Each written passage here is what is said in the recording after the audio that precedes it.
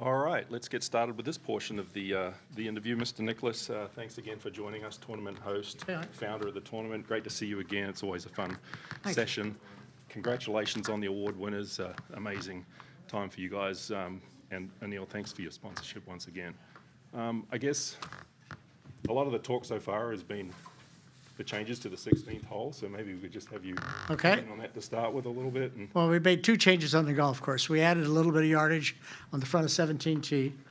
We added 5 yards to a 503-yard hole.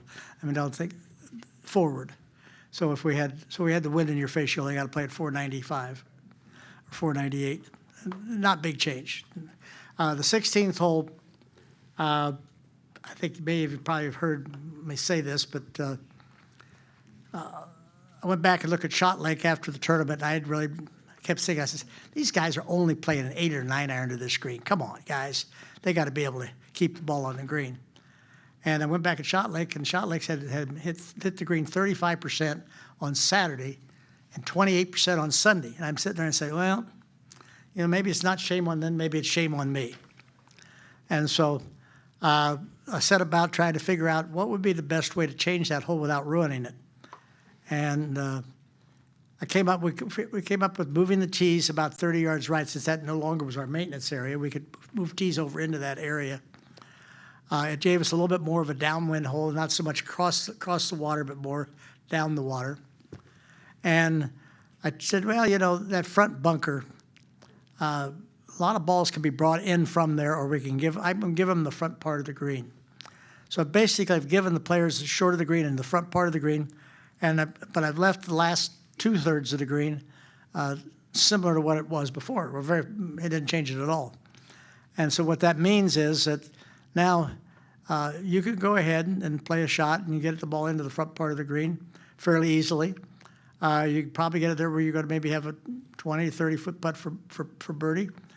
And that's okay. I think a lot of fellows would have been quite happy last year to walk off there with 3.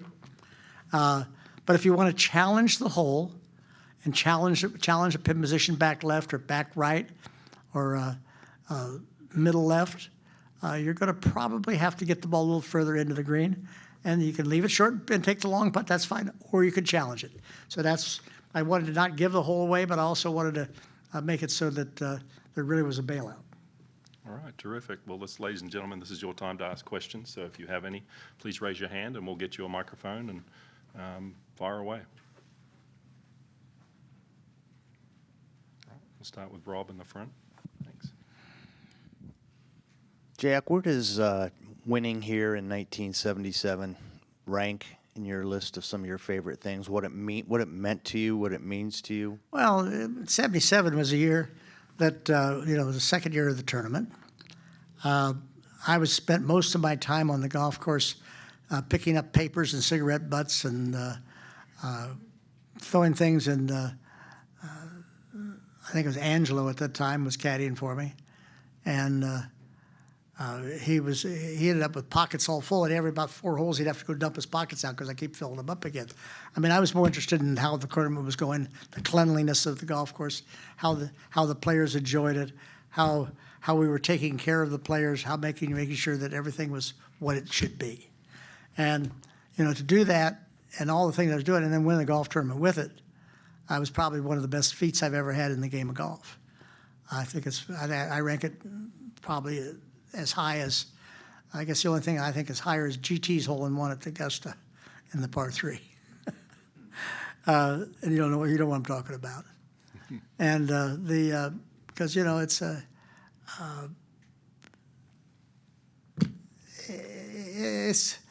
it's tough to play and be part of running something. And I don't run it anymore. I mean, Dan Sullivan, his crew, and everybody, and Jackie's now chairman of the tournament. I just sit back and sort of, I'm sort of the figurehead out here doing press conferences, and they hoping I don't say something bad. Rob, do you have a follow-up? Yeah, follow-up was a lot of big names, and yourself included, have won this tournament. Tiger, Watson. Is this a tournament outside the majors that really guys need to win to really fill out that resume? Well, I think it's a pretty good tournament to win, to fill out a resume. I don't think there's any question about that. We've had a lot of guys that won here the first time, went on to win majors. And a lot of guys that have played the game for a long time and then finally won here. And guys like Watson, who won late in his career here, as well as winning early in his career. Tiger went all through his career. Tiger won 5 times here. I mean, a tournament's resume is not too bad if they have Tiger winning it 5 times. I think that probably answers your question right there. Okay, we're going to have 2 or 3 questions from this corner over here. Jack, between Ohio State being in the championship this past week and the NCAA. Ohio State what? Being in the championship and the NCAAs this past week, and you coming back here this week, and you got to host the team down at your house, I believe, in February or March.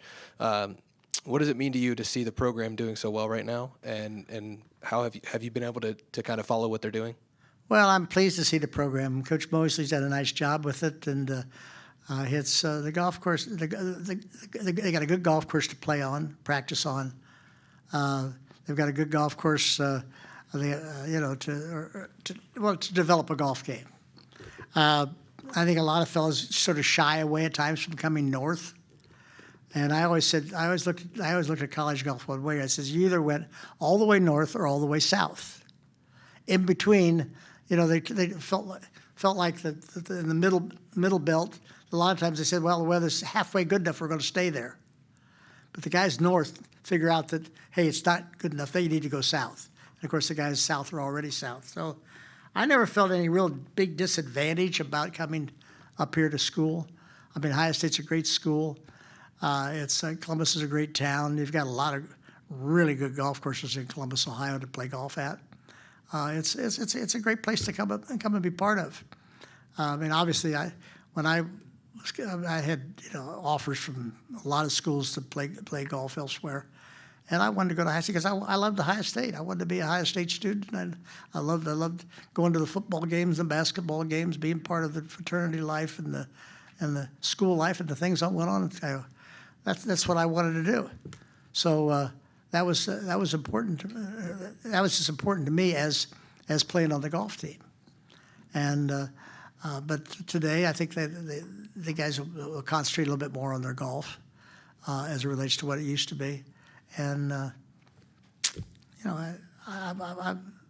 don't even remember what your question was, but it was something about Ohio State. Thanks, Jack. Did I answer you? Okay. We'll go to Bob Howard next. Jack, a year ago this time, it looked like the tournament was going to move a week later. We didn't know for sure. Now it has.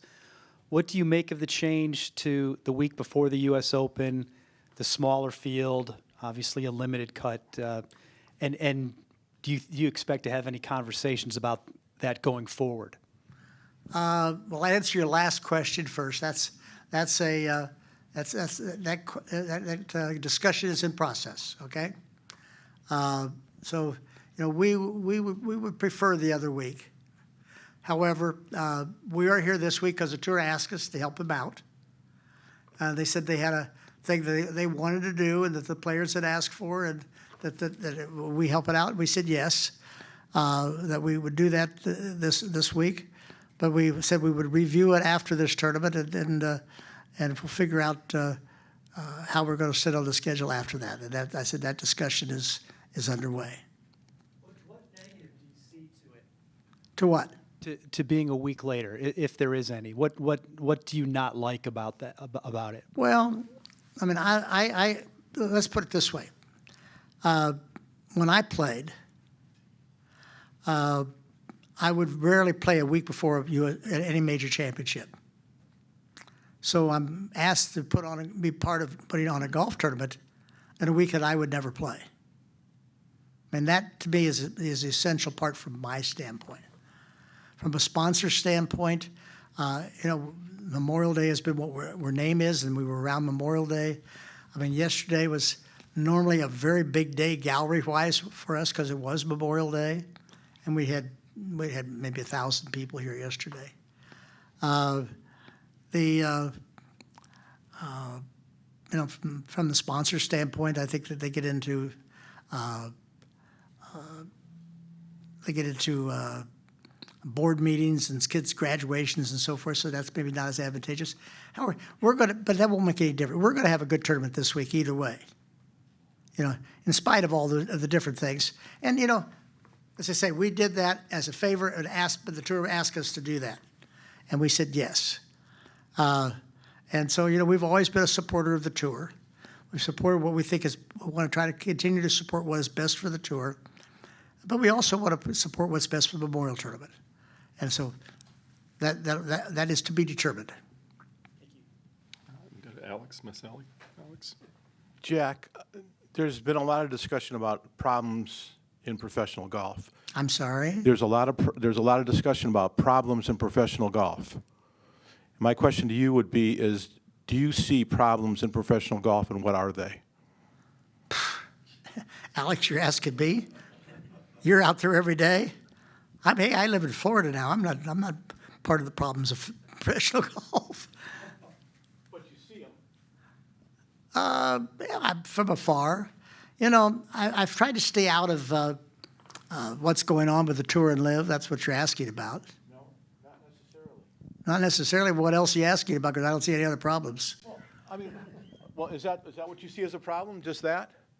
Well, I think that's been a problem, and I think they're working on that too. I think that's in pretty good hands, and I think that a couple months ago I called Jay about it. I said, Jay, I'm worried a little bit about what's going on.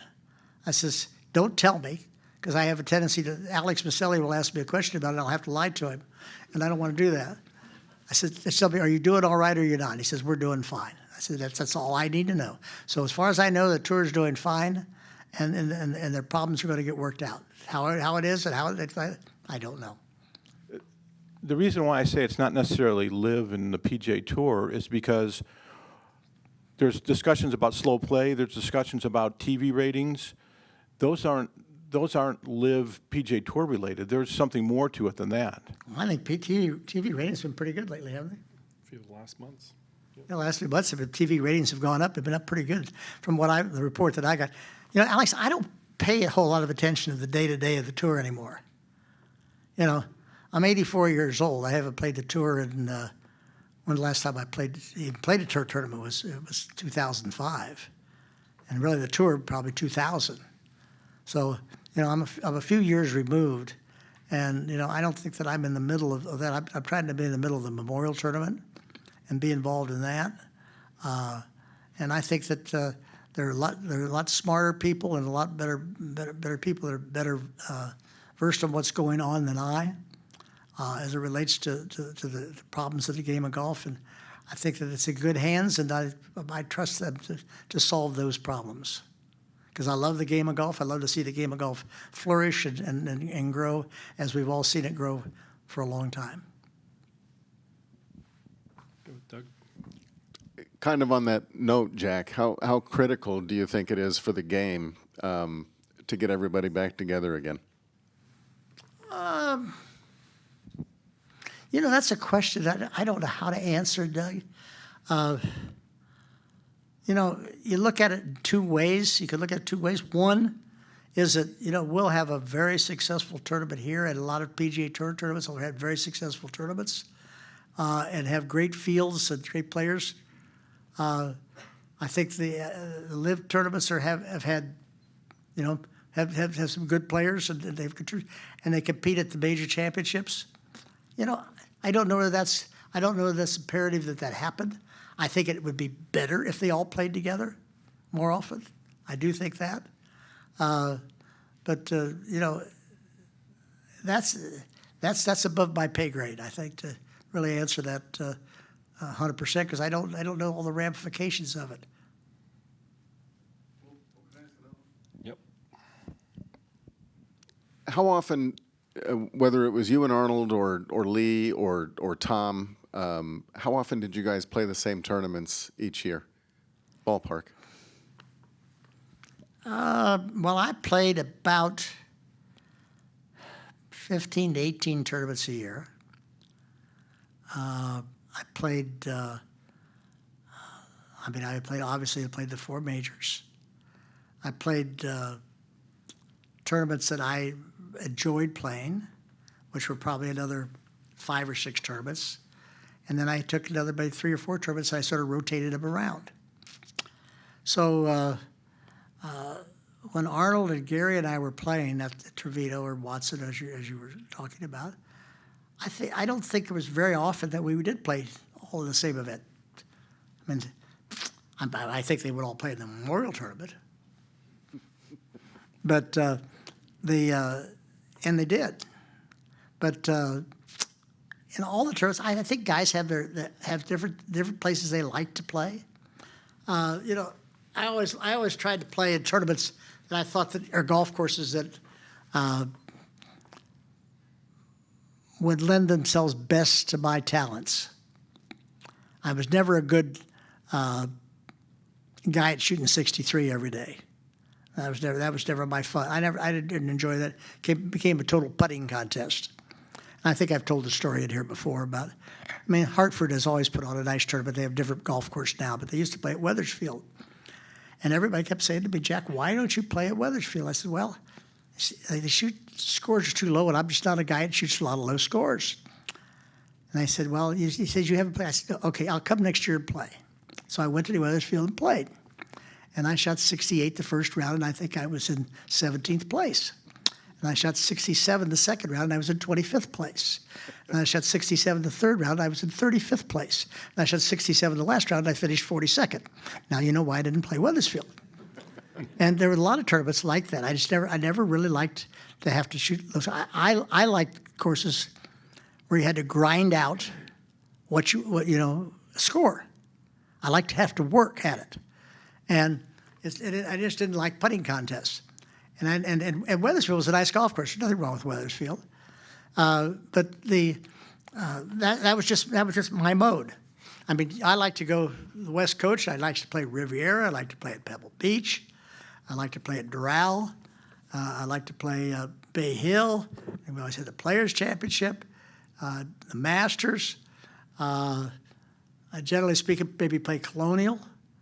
And of course, then we come up later years. I got in the Muirfield, and you got the Canadian Open was always was Glen Abbey a lot because that was my golf course. I did, so those are all challenging golf courses, and I like to be challenged, and that was my fun. The fun to me is being challenged and playing, And I think a lot of guys feel that way. They like to be challenged. They like to play the best golf courses. They like to play the golf courses that the other guys want to be challenged at. What did you think last year, if you watched, when a couple guys shot 62 at the U.S. Open, 10 minutes apart in the first round? Do you remember that at all? I don't even remember who shot it. But Xander and, was it Ricky? Ricky.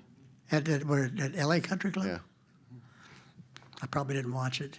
But Good thing. Huh? It's probably a good thing. Well, no, I mean, I played L.A. Country Club. I have not seen what they redid it. I played it in 1954, the USGA Juniors. I was 14 years old. And my memory of L.A. Country Club was Byron Nelson giving a clinic. And they had just replaced the irrigation system. And the caddy that was shagging the balls for Byron would start walking backwards, and he never took a step off the irrigation system all the way back. That's what I remember about L.A. Country Club. I mean, I got beaten second round. I think Hugh Royer Jr. beat me in there. And but I don't remember much about the golf. I know it's changed dramatically. But, guys are gotten pretty good. And I used to like the course setups, what the USGA did, where you had 25-yard fairways or whatever you had, and you had, 3 or 4 inches of rough, and then you had high rough. By gosh, there was no mistake. You either hit it in the fairway or hit it, or you struggled. I like that. I like greens just like this, where you got to send the ball up in the air and bring it down, like, as they say, butterfly with sore feet. You got to be able to play that way. That's what I enjoyed. But you know why I enjoyed it? Because I could do it. Well, that's right.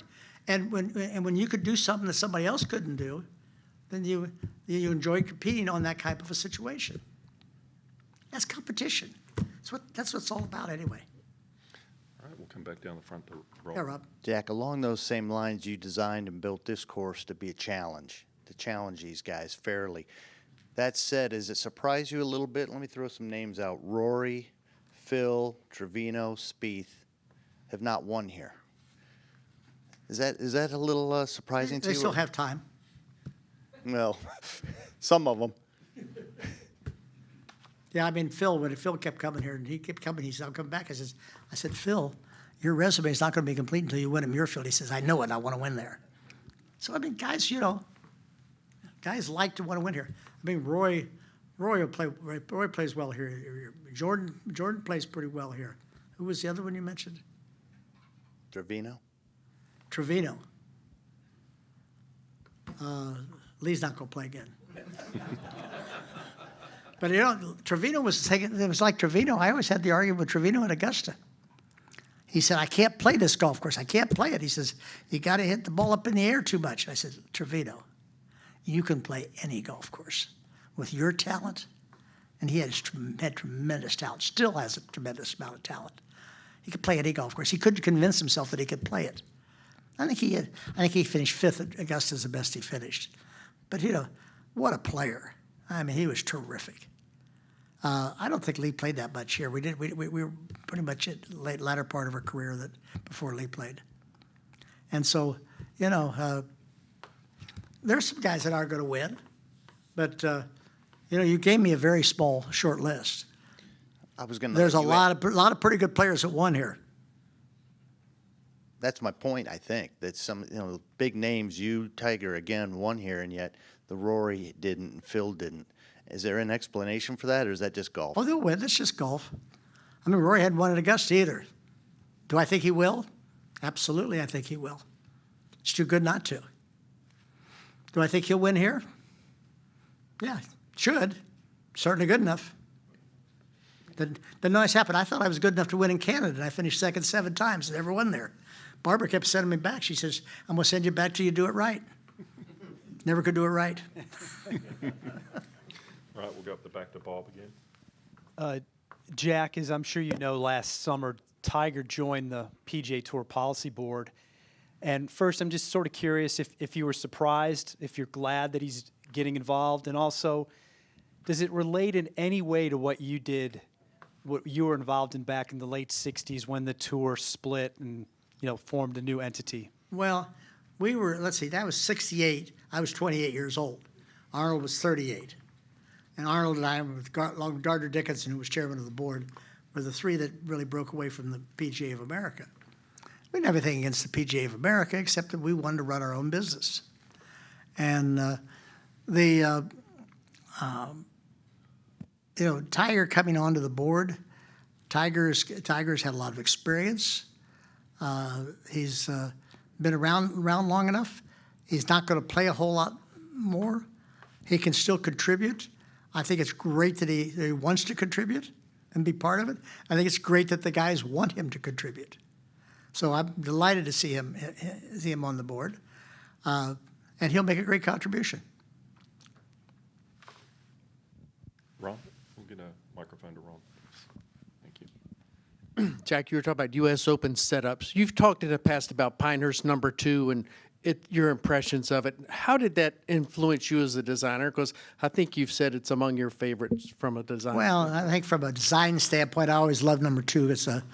It's a tree-lined golf course without a tree in play, and it's the not antithesis. It's the I don't know what's epitome of repelling golf. I mean, Donald Ross liked repelling golf. That's quite obvious because everything there, if you miss it, off it goes. No, I love Pinehurst. I think what the pictures I've seen of it lately look better. I think it looked terrible the last time they played there because they just started planting that rough. It was all big, clumpy, ugly plants, and basically it looks to me like they got it back down into the wire grasses and the things. So you would know far better than I. Yeah, I would think that was what should have been there to start with. But I thought what they did from the irrigation system was they only put a centerline irrigation system in. And however far it went out is as far as the fairway went out. And as the fairways got thin, then the ball moved off into the rough. And that was the beauty of Pinehurst, was that the ball, if you didn't hit the fairway, the ball would sort of trickle out and keep on going to the rough. Then you had the wiregrass and the sand to contend with. I won the North-South there in 1959. We had a 36-hole semifinal and a 36-hole final. And I played Gene Andrews in the semifinals. Or no, I take that back. I played Andrews in the finals. I played Bob Cochran in the semifinals. I shot 80. I think I shot 81, 82, something like that, to beat Cochran, one up. And then I think I hit like 83, 84 to beat St. Andrews, one or two up, whatever it was.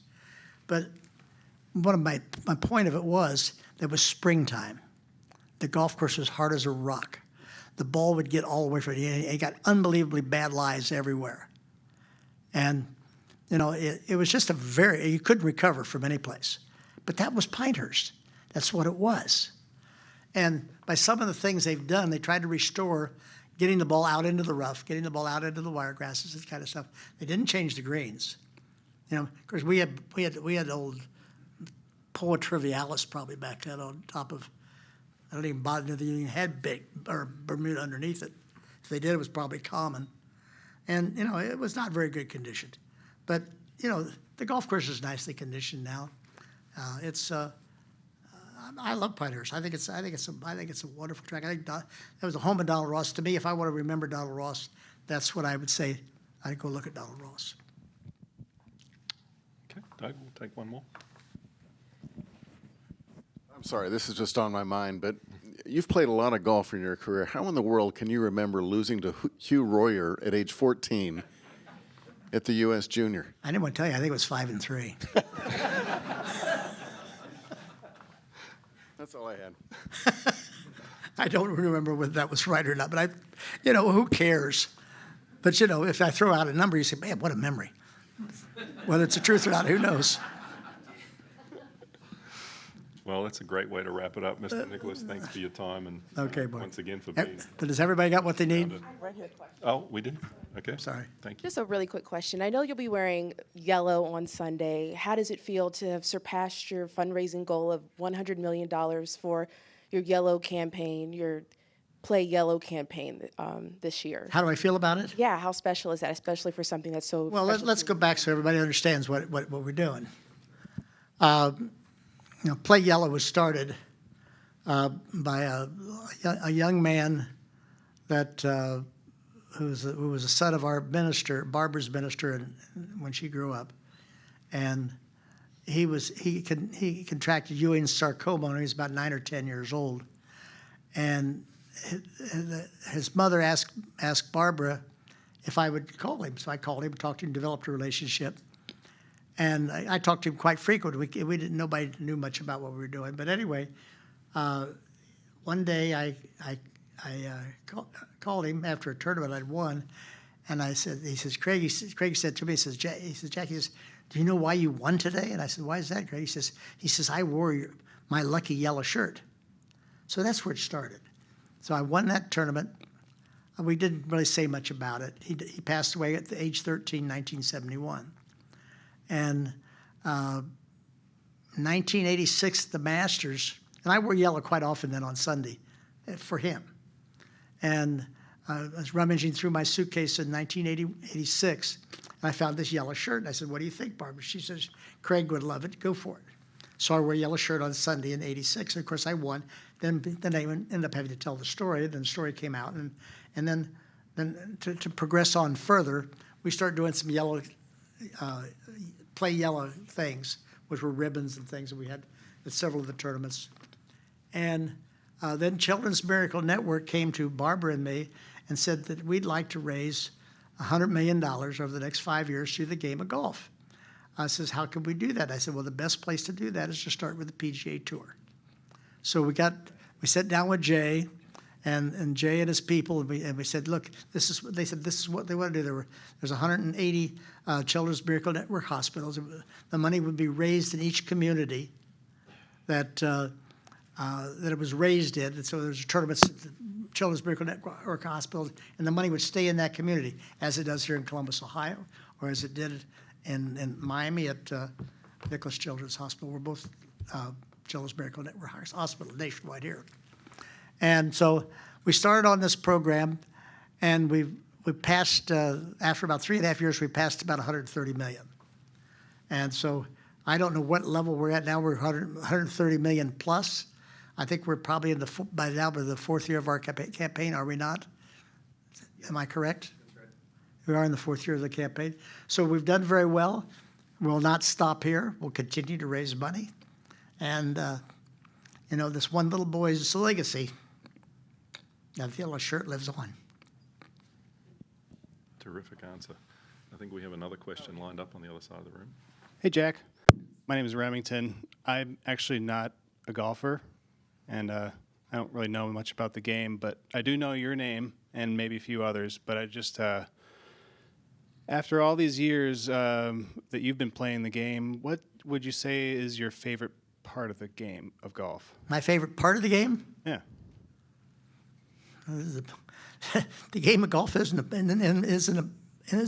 part. There are many, many parts of the game, and from playing the game, people often ask me, "What's my favorite shot that I play?" And I said, "It's the one I'm playing right now." That's always been. If you don't have, if that's not your favorite shot when you're playing it, then you better work on it until it becomes your favorite shot. And I love what the game of golf does for people. I mean, these young men here growing up in the game of golf, they're going to come out and represent their area. They've grown up around adults. They've learned how to handle they've learned how to handle adults, and they've learned how to grow up and learn. They've learned the courtesies of the game. There's a lot of things within the game of golf that are so good. First tee has been fantastic. First tee is taught the lessons of life to so many kids. I think it's unbelievable what they've done. We see the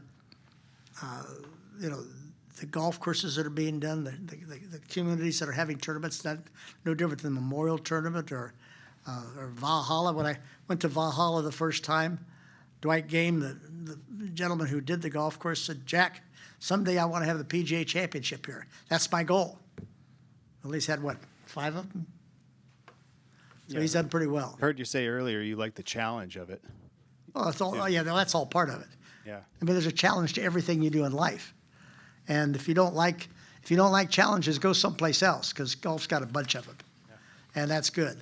I mean, all from what they're trying to get me to help explain about what's going on in the game.